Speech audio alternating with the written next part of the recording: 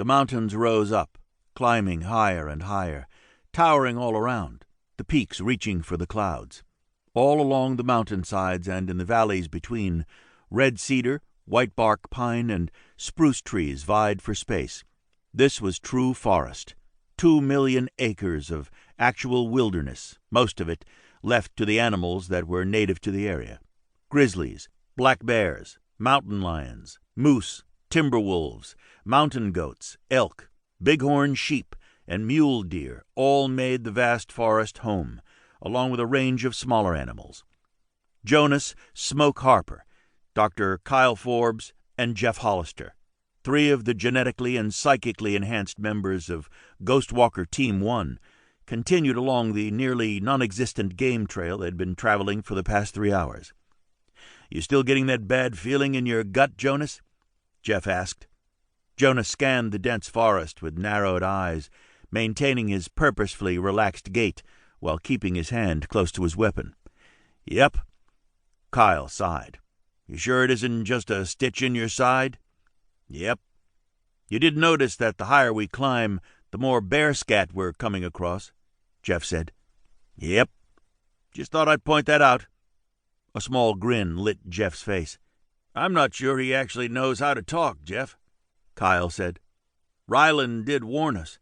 Said if we volunteered to come with him, we'd hear nothing but grunts for days." "Wait." Smile fading, Jeff halted abruptly and glared at his companions. "You volunteered?" "Ryland ordered me to come with you two. Said I had to protect your asses." Jonas and Kyle stopped as well, and Jonas took the opportunity to study Jeff without appearing to do so. It had been a couple of years since Jeff had recovered from a stroke that would have put any normal soldier out of commission for good. Jeff had fought his way back. Jeff, like most men in the government's GhostWalker program, wasn't anyone's definition of a normal soldier anymore. These men were, instead, the products of a military experiment that hadn't quite gone as expected. They had gone into the program volunteering for psychic enhancements with the expectation of being of more use to their country. But along with removing filters in their brains, Dr. Peter Whitney had also performed experimental gene coding on them. That part they had not signed up for. Worse, the first of Whitney's gene coding experiments had been illegally performed on young orphan girls, with disastrous results.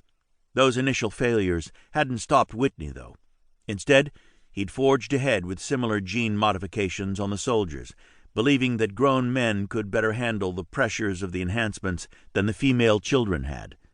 Team 1 had lost several of the men in their unit, and Jeff had suffered a brain bleed and stroke.